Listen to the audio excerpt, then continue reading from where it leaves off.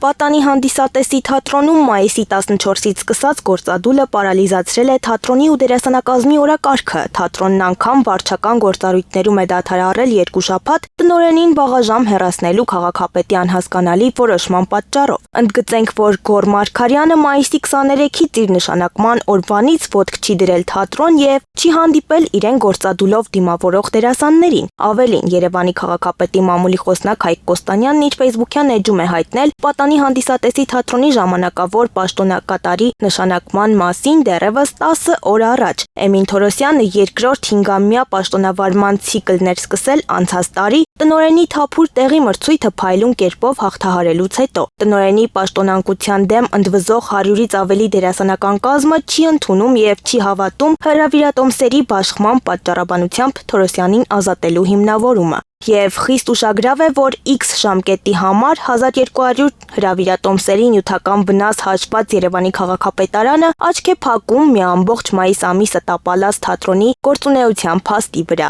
Ի վերջո թատերակազմն ընդվզել է ու հրաժարվում է հաստատված խաղացանկով բեմ բարձրանալ։ Ի դեպ շատերը հասցրել էին տոմսեր գնել այս ընթացքում, բայց անիմաստ է դարձել, քանի որ անորոշ ժամկետով է բողոքի արշավ սկսել Պատանի հանդիսատեսի թատրոնը։ Այս օրերին անգամ տապալվեց Ռաֆուխենթը հերթական ներկայացումը։ Թատրոնից հանդիսատեսին տեղեկացրել են, որ չգիտեն երբ կվերսկսեն բնականոն գործունեությունը, ուստի առաջարկում են տոմսերի վերադարձ։ Իսկ ինչ ծավալի ֆինանսական կորուստներ կրեց թատրոնն այս օրերին եւ արդյոք այդ մեծ վնասը չի գերազանցել քաղաքապետ Տիգրան Ավինյանի որոշմանն իբր հիմք դարձած 1200 հրավիրատոմսերի արժեքին։ Ի վերջո հանդիսատեսը շուրջ 15 օր է զրկված է Սիրելի թատրոնի ներկայացումները վայելելու հաճույքից, որտեղ տոմսերն արժեն 1000-ից 3000 դրամ, իսկ դահլիճն ամբողջությամբ հաշվվում է 370 նստատեղ, որից վաճառքի են հանվում 352-ը։ Եվրոմեդիա 24-ը կապ է հաստատել Երևանի քաղաքապետարանի մամուլի խոսնակ Հայկ Կոստանյանի հետ բարձելու, որքան ֆինանսական վնասներ է կրել թատրոնը,